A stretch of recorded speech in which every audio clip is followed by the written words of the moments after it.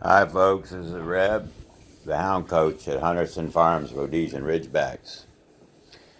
The topic of today is the timing that we're going to apply to our training our puppy that we brought home a couple months ago. Everything is set with the hounds on Pavlov's Log. Those of you who haven't studied that at the university, that was a study done in Germany where the man rang a dinner bell at 6 o'clock every day and fed the dogs. And he discovered that he could ring that bell at 6 o'clock and the dogs would start salivating. Like one of these. I actually use it every day with Princess Julia D. Star right here. She got the D in her name now. Her official registration name is Julia D. Star, Princess Julia D. Star. Reason the camera's floating around is this is a time when my hounds are down. Everybody's down. The mama's down. The puppies are down. The studs are down. The females are down. The upcoming puppy is down. So our timing for training, 7 a.m. in the morning, we're going to feed, a little training beforehand, then training afterwards. 7 o'clock on the evening, we're going to feed, a little training beforehand, 5 minutes at the most. Then afterwards, an adventure. Now, this is going to depend on the individual dog, hound, on whether you want to do the adventure in the daytime, in the morning, or in the evening time at night. If the hound is more tentative to you in the morning, that's when you want to do your heel sit down type training. If they're more playful, then you want to go on the adventure. So you pick the time of the day that works out best for your hound. Unfortunately, if you want to get this thing right, it's not when it's a good time for you. It's when it's a good time for each individual hound. You're looking at a few hounds with a few different personalities that were bred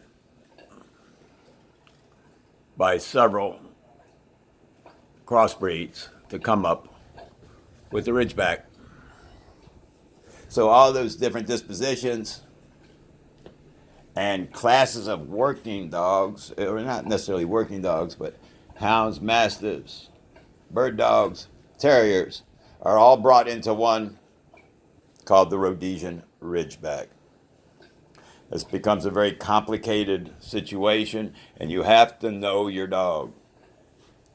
So when you're standing there and you're looking at your dog, try to understand he's already got you figured out at this point. He's been with you. Have you got him figured out? Can you think like a Rhodesian Ridgeback? Because he's a master of his own kind.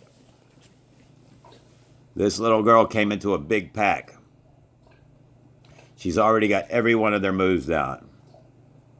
Princess Jules sits, downs, shakes, heels, jumps hurdles, goes underneath the hurdle, and is now pole bending.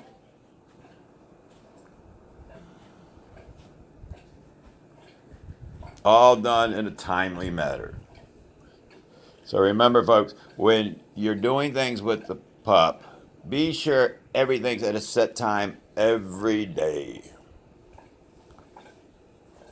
Look at those eyes. They're not open. She's out, cold as ice. Me doing this talking, you notice something? Everybody's eyes are shut. I got a light coming off of this Note 9, and nobody's eyes are opening. throughout this whole conversation, I'm standing here talking, got a deep voice, I'm pacing around. Nobody's moving. Mama's not moving. Pup's not moving. Everything here is done in a timely manner. In my situation, I don't have the luxury of it being any other way, or I'd have complete chaos. Do you see the size of this place? I have to contain everything in this place. Now, if these dogs were rambunctious, we'd have a problem. Me and Pastor Minnie being a little bit older, we'd wind up getting run over going to this door. We'd wind up getting run over going to this door. Have portable air conditioning units here for hurricanes and what have you.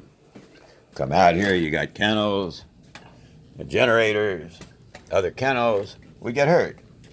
So it's not a matter of these dogs have to act right, or I want them to act right. It's mandatory. They have to act properly. Manners. You tell Princess Julia, manners. When you're out in public, she's by your left side, sitting down. At the veterinarian, at the Home Depot, at the Walmart, at Chase Bank, wherever we are. Wherever I go, she's welcome, as everybody knows me. And they can't wait to see her. She's a star. Just like your puppies, I'm sure have become celebrities in their own right, wherever you are. So let's try to pull everything in. We can reset anything you got going on right now. It's not too late. If you're having any problems with your hounds, give me a call. You know I'll talk to you. I have no problem spending some time with you, talking to you on the telephone. Pastor Minnie was telling me the other day, she's seeing some messages about chewing up beds and chewing up things. There's solutions to that, folks.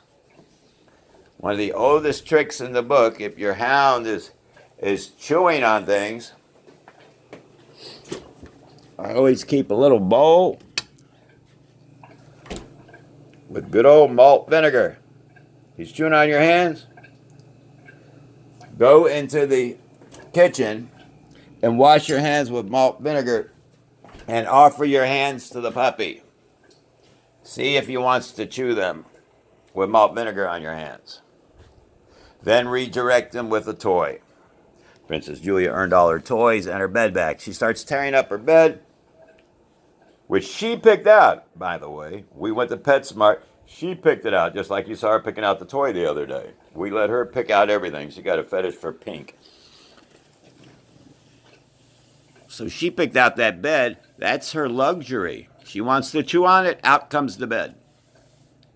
Gets replaced with a little blanket. This one's had a eating bed problem all her life. Now she doesn't even want a bed. You put a bed in there, she'll just move it to the side and sleep on the plastic. So you just throw a blanket in there. This one's never chewed it, but he likes to lay on a rug. He's got a rug in there. Princess, she's tight with her little bed she picked out. And these guys are bums. Y'all know that from seeing the past videos. Bums. They came in here bums. They're going to come out of here bums. All right, folks. Give me a call. Let me know what's going on with your hounds. Anything I can do to help, be glad to help you. Until next time, this is Reb the Hound Coach. We'll see you again.